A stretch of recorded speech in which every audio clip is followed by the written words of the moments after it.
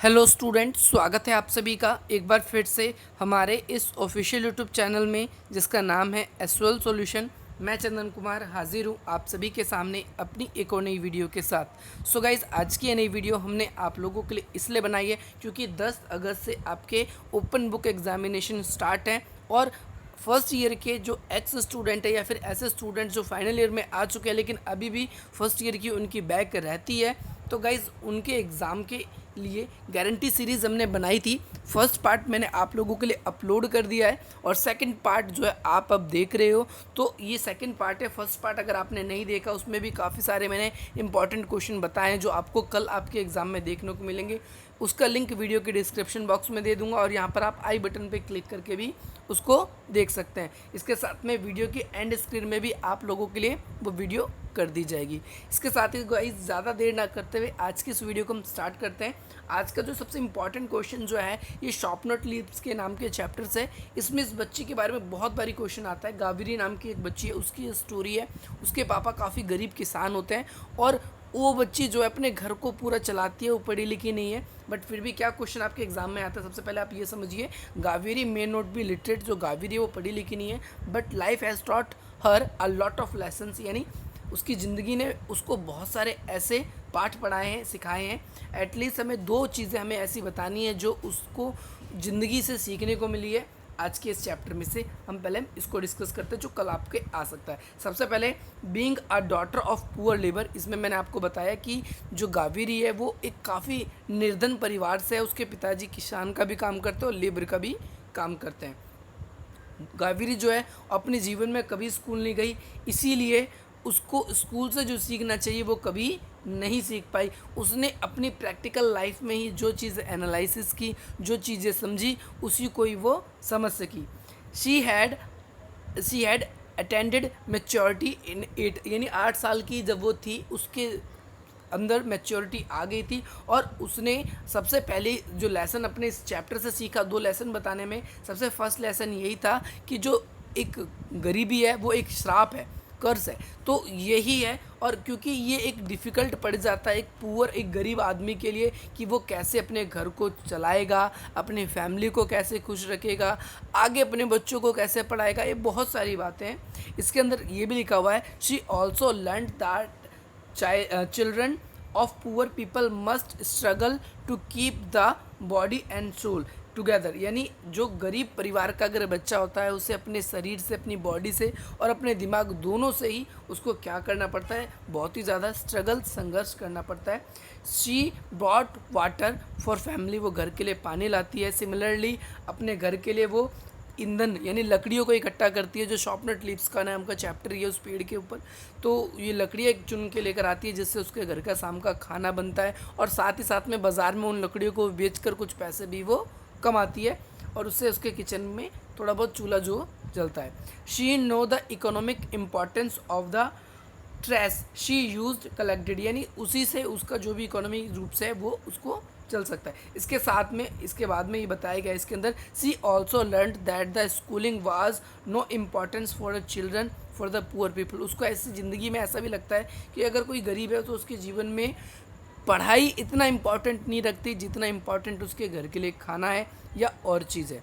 Okay, सो ये lesson है जो कुछ गावेरी ने स्कूल ना जाते हुए भी घर पे रहते हुए सीखे।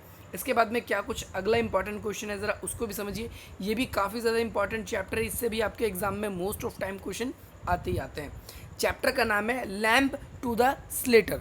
अब यहाँ पर लैम्प का मतलब क्या होता है? लैम्प का मतलब होता है भेड़ की टांग और स्लेटर का मतलब क्या होता है? ऐसी जगह जहाँ पर बुच्चर रहता है, कुछ काटता पीटता है या जहाँ पर मीट वगैरह मिलता है। तो यहाँ पर स्लेटर हाउस जहाँ पर किसी को मारा जाता है, एक तरीके से आप इसको समझ के रखेंगे। तो यहाँ पर ये जो चैप्टर है lamb to the slaughter house, इसके अंदर क्या होता है, दो एक हस्बैंड वाइफ है, उनकी स्टोरी है। एक हस्बैंड होता है, उसका जो चक्कर होता है कहीं और चलता है, नहीं अफेयर चलता है और उसकी वाइफ जो है उसे काफ़ी प्यार करती है बट उसको ये चीज़ पसंद नहीं आती।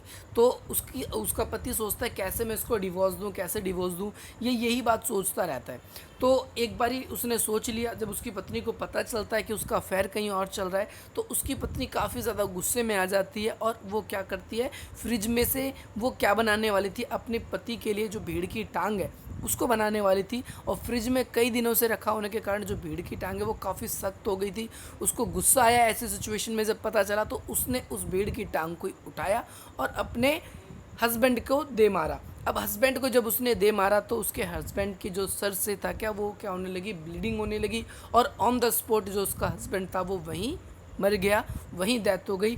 सो यही इसकी एक प्रकार की स्टोरी भी है, और यहाँ पर भी आपको यही बताना था कि what do you think Patrick, ये जो यहाँ पर उसकी पत्नी का नाम है Maloney, told his wife that promoted her to kill him, यानी उसको किस तरीके से मारा गया। ओके, तो यहाँ पर आपको पता चल गया होगा इस क्वेश्चन के बारे में। इसके बाद में अगला क्वेश्चन जो है क्या है, इसके बारे में ज़रा समझ लेंगे। Describe the circumstance leading the murder of the Patrick, ये भी क्वेश्चन आपको समझ में आ गया। सिमिलरली आपको मेनली स्टोरी पता होनी चाहिए। आप इसका स्क्रीनशॉट ले लेंगे ताकि आपको कोई प्रॉब्लम ना हो जब आप इसको लिखेंगे, तो आपको इसमें से पूरे मार्क्स मिलेंगे। अब इसके बाद में नेक्स्ट क्वेश्चन पे हम आते हैं जो आपके एग्जाम में आ सकता है। एक और यही चैप्टर है, यही क्वेश्चन, इसी चैप्टर से क्वेश्चन है। In the story lamb to the slaughter who do you think, यानी व्हाट डू यू थिंक, ये भी ऐसा लिखा होता है, was meant to a lamp. Lamp का मतलब क्या है यहाँ पर आपको बताना है, और who eventually become a lamp, यहाँ पर क्या पर एक लैम्प जो है वो क्या एक तरीके से कैसे उसने इस भेड़ को छुपाया। ये क्वेश्चन इसके अंदर आपका पेपर में कई बार आ जाता है कि अब भाई मैं आपको बता देता हूँ, जो वो उसका हस्बैंड होता है ना, वो डिटेक्टिव होता है उसके घर पे। फिर बाद में अब आप सोच सकते हो कोई डिटेक्टिव ही है, उसका मर्डर हो जाता है, तो पुलिस वाले जब उसके घर में आते हैं तो घर में ही मर्डर हुआ है, वो समझ जाते हैं कि भाई मर्डर कोई ना कोई घर से बाहर भी नहीं आया, अंदर से बाहर नहीं गया, तो मतलब घर के अंदर की चीज़ से ही किसी से मारा गया है और उससे मर्डर किया गया है। अब उसकी पत्नी कितनी चतुराई से उस वेपन को, यानी जो लैम्प थी यानी भेड़ की टांग थी, उसको कैसे छुपाती है ज़रा आप समझेंगे। वो उस भेड़ की टांग को अवन में रख देती है पकने के लिए, और जब वो काफ़ी ठंडा हो जाता, ठंडे से गर्म हो जाता है, पका देती है उसे। और जो भी वहाँ पर पुलिस वाले आते हैं उनको बोलती है मेरा तो खाने का मन नहीं है, आप ही इसको खा लीजिए, और उनको दे देती है खाने के लिए, ठीक है। और वो खा जाते हैं, और वहाँ पर पूरा का पूरा जो वेपन था वो भी क्या हो जाता है, बच जाता है, और पुलिस वालों के हाथ नहीं लग पाता। तो गाइज यही था इसके अंदर, ये एक इम्पॉर्टेंट पॉइंट कि इसमें किस तरीके से आपका वेपन्स भी छुपा दिया गया। तो यही इसका एक इम्पॉर्टेंट था। ये 3-4 क्वेश्चन थे जो कुछ बच गए थे आप लोगों के लिए इम्पॉर्टेंट। कल आपका पेपर है, अब कुछ ही देर में आपको एक और वीडियो मिलेगी, उसमें मैं आपको थोड़ा सा ग्रामर पोर्शन आप लोगों से डिस्कस करने वाला हूँ। जब आपके सामने पेपर आएगा तो आपको किन किन चीज़ों का ध्यान रखना है, कैसे कैसे क्या करना है, तो वो मेरे को लगता है कि वो आप लोगों के लिए काफ़ी इंपॉर्टेंट रहेगा। आपको वीडियो पसंद आई तो अपने और भी मित्रों के साथ शेयर करना, क्योंकि कल ही पेपर है और आपकी वजह से किसी का पेपर अच्छा जाए तो इससे ज़्यादा अच्छी बात कुछ हो ही नहीं सकती। सो गाइस, इसी प्रकार की इंटरेस्टिंग नई नई वीडियोज़ मैं आप लोगों के लिए लाता रहता हूँ। अगर आपको हमारी वीडियो पसंद आए तो आप हमारे चैनल को सब्सक्राइब करें, वीडियो को लाइक करें, अधिक से अधिक मित्रों तक, कॉलेज के ग्रुपों तक इस वीडियो को शेयर करें, ताकि नेक्स्ट वीडियो का जब मैं आप लोगों के लिए अपडेट लेकर आऊँ तो उसका नोटिफिकेशन जो है वो झट से आपको मिल जाए। ओके, अब यहाँ पर अब आपके मन में कुछ और भी सवाल चल रहे होंगे। मैं बता देता हूँ कि सर हमें जो बता रहे हैं वो इनफ है कि नहीं हमारे एग्ज़ाम के लिए। सो गाइज़, मैं पहली बात तो बता दूं, आपने इतने दिन से कुछ ना कुछ तो अपनी तरफ से भी तैयारी करी होगी।